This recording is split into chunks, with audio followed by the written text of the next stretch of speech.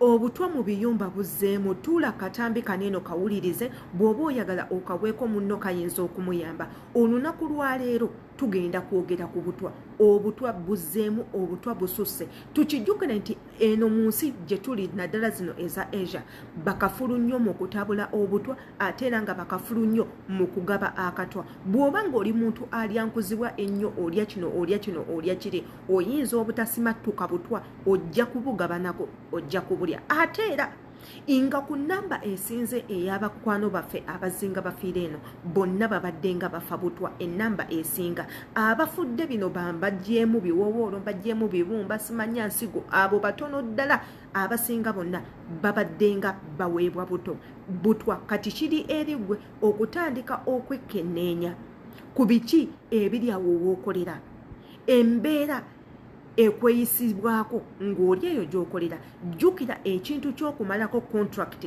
babboosi baffe bangi nnyo tebakyagalira ddala omukozi okumalako contract nga kibanyiiriza ddala era nga ku bo abasinga okuweebwa obutwa be bano mmazeeko contract mbuzaayo myezi 3-4 okuddayo ewaka atandika mangu okupulaningira anti bwakugamba sigala nkyakwetaaga n'omuwooleza ogenda mu bwangu ng'agamba ono yajja kunziba kati kankukomyeyo nkulungire akatwa ogende nga okalidde ofiire mu nnyonyi, kankuwa akatwa ogende okuva ewange ofiire ku kampani, kankuwe akatwa otuuke ewammwe nga wakateekawo bwoti ekigere ogweri ofe. Muyina okwegendereza. Olwaleero tugenda kwogera ku nsonga eyo ey'obutwa. Ogumanya atya nti bakuwadde obutwa naki ky'olina okukola ekisookebwako. Yenze Adita wano wennyini ku page gifollowing kwata mu link jam ku YouTube channel waliwo obutambi bw'obutwa bwe twazenga tukola obw'enjawulo okuva mu bantu ab'enjawulo.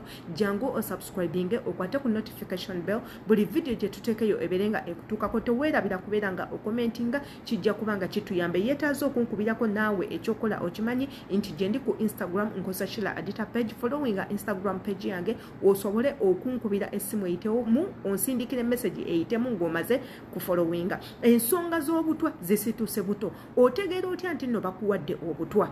Omuntu alidde obutwa ogenda kankanirira, ogenda kutuuyana, ogenda kusesema, ofuna diarrhea, ofuna kamunguluze ow'amaanyi ennyo, ogenda kuwulira nga tokyasobola kussa olw'ensonga otaddemu substance etalina kubeera mu mubiri gwo ekyankalanyiza omubiri gwo omusaayi n'etandika okukyankalanya engeri omubiri gwo gye gulina okukolamu ng'ekoseza ebintu by'omunda. Kati bw'ofuna ezo sayinzi zonna, olubuto olukuluma omaze okulya ekyokulya, olubuto ne lukuluma n'otandika okuddukana n'otandika okusesema, emmeme ekusindukirira, otandise okutuuyana, olw'osinze movement tokyasobola kuyimirira yadde okutambula, manyirawo ogenda kukola otya immediately sign ezo woziraba. Kwatirawo eglaasi y'amata obeere nga ogiwuuta. Mata ki gw'olina okunywa? Amata agannyogoga si malungi ga kukozesa, amata agokya si malungi ga kukozesa.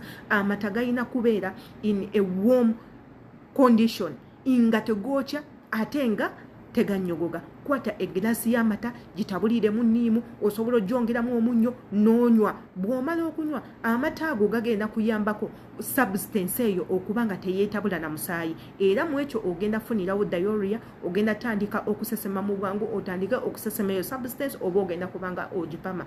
Ekintu ekirala ky'olina okukola, amanda. Mu nnyumba z'abakama bammwe mubeeramu amanda.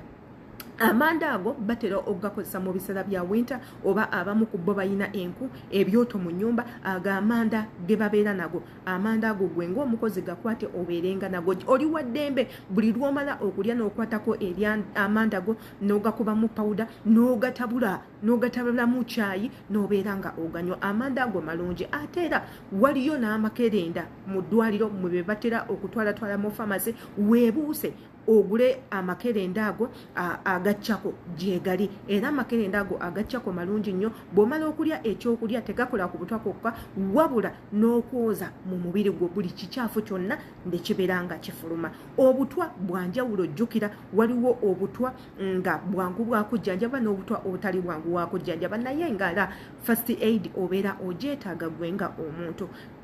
vidiyo eno giweeko munno omulala we wabaawo nga tulinayo information era gye tuleseyo tukusaba nawe okomentinga awo osobole okubuusa banno oyinza kukola otya ng'omuntu olidde obutwa first aid ennyangu nga nange gye mbawadde tusobole okuba nga twetaasa yense Shila Adita imbagala nnyo yongerayo vidiyo eno.